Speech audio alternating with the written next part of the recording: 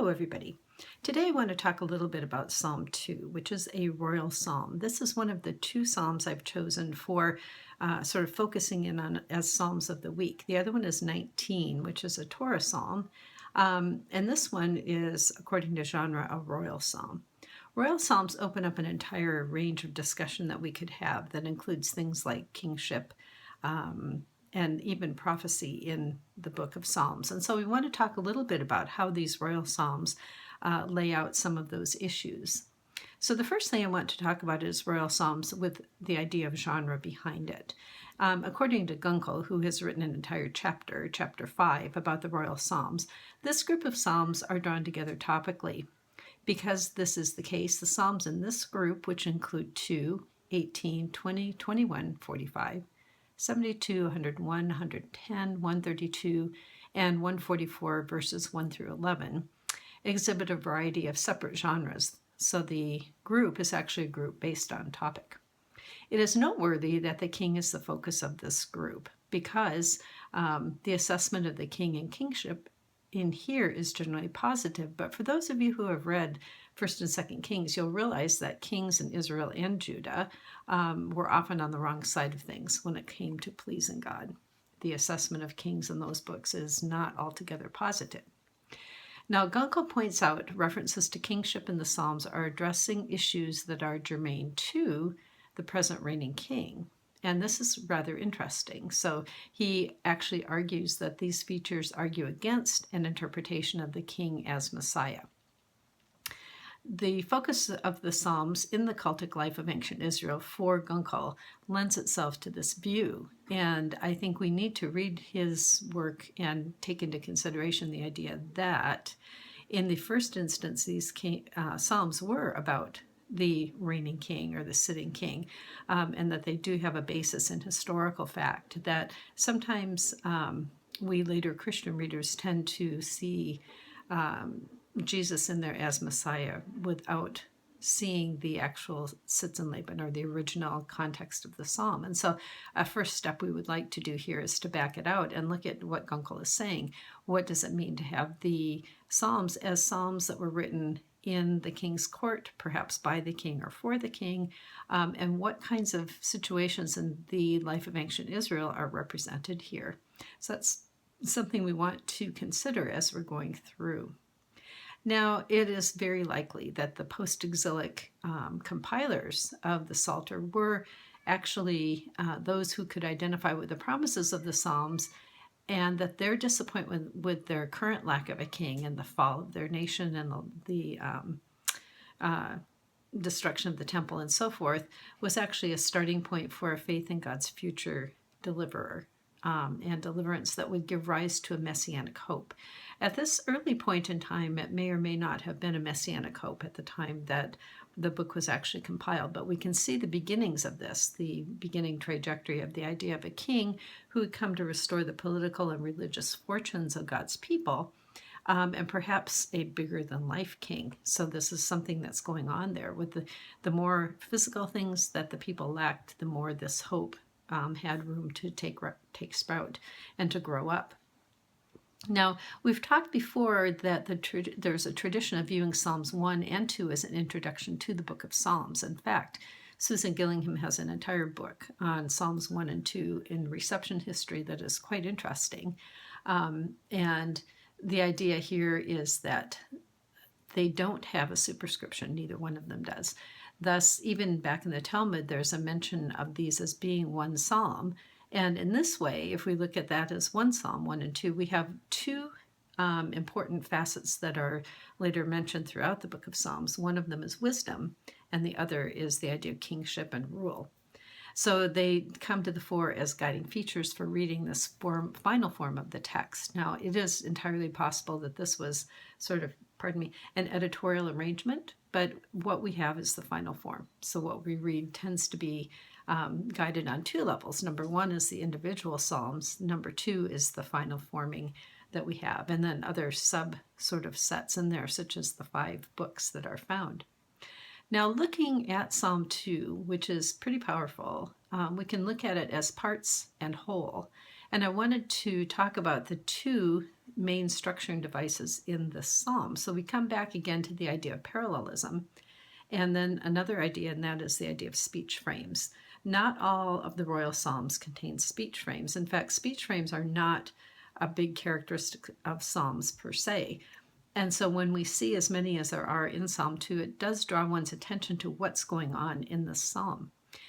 Okay, so let's look at the idea of speech frames creating a sense of relation to prophetic material. Many of you will be familiar with. And the word of the Lord came to me saying from prophetic books. That is a very formalized speech frame, but there are other less formal ways to introduce speech in biblical Hebrew. Interestingly, what happens here is that we have a few different varieties of those that we'll talk about. It is necessary to consider that while Psalm 2 has prophetic overtones, it has oracular sorts of feel to it, it's necessary to keep them in their context, to see them in their context. A nation is awaiting God's redemption and reign, and it's sort of hindsight that Christian interpreters begin to read Jesus in here.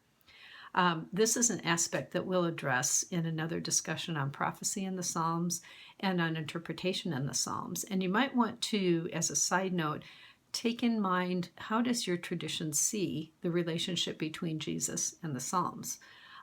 Because this can go anywhere from the Greek Orthodox view of seeing Jesus in every psalm to the Jewish view, which of course sees Jesus in no psalms, and lots of places in between. Think about that. What is your presupposition when it comes to viewing Jesus himself with the psalms?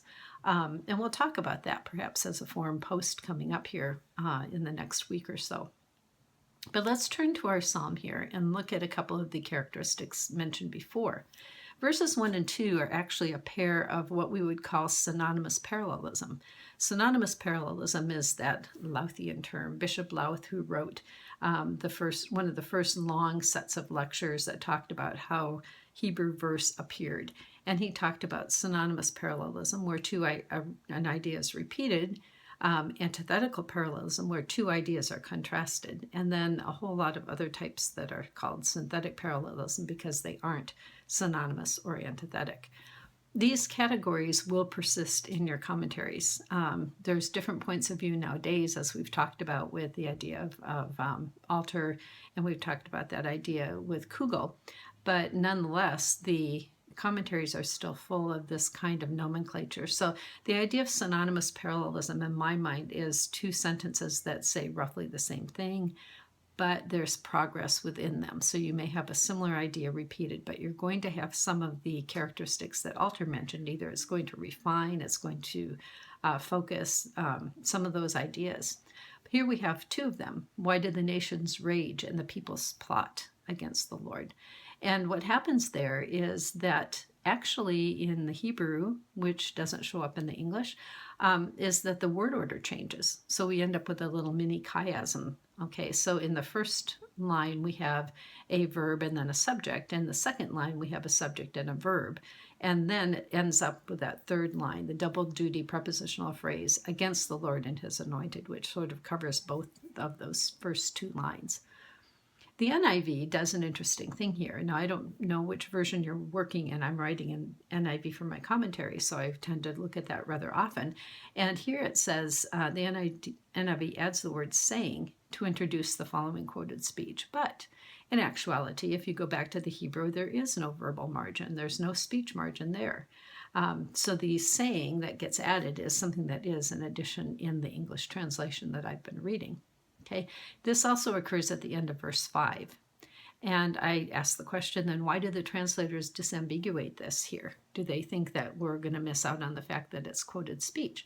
Would present-day readers not make a connection without the use of the word saying that this was actually quoted speech? Verse 6 validates the king's claim to authority by including God as a speaker. Rather than using a full-form prophetic citation formula such as the word of the Lord came to me saying, which would be awkward in poetry. Poetry tends to be terse and a little bit shorter. So the psalmist presents the words of God as reported speech. I have installed my king on Zion, my holy mountain. So we have here a validation because God's speaking himself. And this is, in a way, oracular. It is, if we want to lean on it, it does lean toward the idea of prophetic speech. In verse 7, the psalmist uses an attention getter, and he announces, I will proclaim the Lord's decree. Okay? And he prepares you to listen then to the Lord's decree. Now, one interesting feature here, which you might run into in your paper production, and I did have one person actually in an undergraduate class who tried to sort of parse out the I will. And this is interesting because, again, in Hebrew, the term will is not there. Okay, it's a verbal form that includes that sort of notion, but the actual term will is not there. So we can't really parse it out via the English at that point. But the intentionality is what we see here. So the psalmist is using a technical term, hok, to validate the next section of reported speech, the command of the Lord or the decree of the Lord. This section is introduced with the phrase, he said to me. Okay, so this phrase is still not quite on par with the full form, the word of the Lord came to me saying, but it does actually present speech with a speech margin rather than as it was before. So this is kind of a more normal way to present speech in any language, actually. He said to me, he said, she said, all of that. So the quoted phrase, you are my son, today I have become your father, is formalized adoption language, and the newly declared relationship comes with perks. Okay, in verse 8 and 9, we see the psalmist reporting that God instructs him to ask. Okay, so the psalmist says that God said, ask. And so now we've got a lot of sort of verbal embedding going on. If he asks, then God will make the nations your inheritance and the ends of the earth your possession. So we have a very sort of physical promise here that the king is entitled to nations as an inheritance and actual geography as a possession. This is something that we see as part of the royal psalm, not necessarily something we can relate to nowadays very well. These verses are also arranged chiastically, and again, it's not apparent in my version. Now, if you're reading maybe a New American Standard, you might find that they've tried to keep that formation there, but it's a little literary feature that doesn't come across real well in the English. Okay, so all of this combined with the instruction at verse 12 to kiss the Son points toward an enthronement ceremony as the life setting of Psalm 2. Now, kissing the Son, if we read it straight up that way, this is a little bit disputed, but it's a form of obeisance to the sitting king. In other words, people would bow over and kiss someone's feet, and that's submitting to the authority of the king. Here the king is adopted and promised the power and authority over nations and geographical area, while human kings and rulers are warned to give proper respect to this newly crowned king, whose warrant to reign has come from God himself. So this is a very powerful psalm for the people of that area to observe. It might be a little bit of a, how could we say it, verbal boasting against the people around them. And whether those people around them ever heard that or not, we could speculate. But really the important part here is that the psalm would reinforce the king's position as given by God. And in that's a little bit similar to prophets whose position is reinforced as having been given by God, also by reported verbal speech. If you look at Isaiah, Jeremiah, Ezekiel, we'll find that in all of them. So that's an important part of this psalm. Now, Royal Zion theology is a somewhat challenging idea, and there are several aspects to this. I've pulled this list from Miller and Hayes, A History of Ancient Israel and Judah, but you'll find the characteristics in other volumes as well. Hayes and Miller and Hayes have put this out in a nice, sort of concise way. First of all, Yahweh chose Jerusalem as a particular location to put his presence and his people. Secondly, Yahweh chose David and his descendants to rule in perpetuity. And this is where we get the idea of forever, but it means a rolling perpetuity, that it's going to go and pass on and on from David to the son, to the son, to the son. Third, Jerusalem was to be a cultic center. In other words, the focus of this is the temple and worship. So David actually had consolidated worship to Jerusalem, whereas before and probably after, worship was done in many small towns. But we begin to see the rise of these pilgrimage feasts and that kind of thing, because we now have Jerusalem as a focal point, a place to go. Fourth, David and the following Davidic kings ended up being intermediaries between God and the people. And in this, they were a bit prophetic. Prophets tended to hold that spot of being the person who spoke on behalf of the people to God and so forth. Fifth, Yahweh's protection of the city and the continuation of the Davidic dynasty depended on the faithfulness of the king and the people to Yahweh. And in this, we can see, looking at the book of Kings, where the margins are, this king did evil in the sight of the Lord. In other words, God's protection on the city, which was dependent upon the faithfulness of the king, was in jeopardy because the kings were not being faithful to God.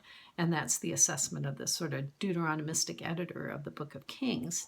All of this trying to make sense of what happened at the fall of Jerusalem. But the idea that God would protect the city and continue it was a hopeful thing in sort of the golden age of the Davidic kings, the single monarchy, and then later the Judah portion of the divided monarchy.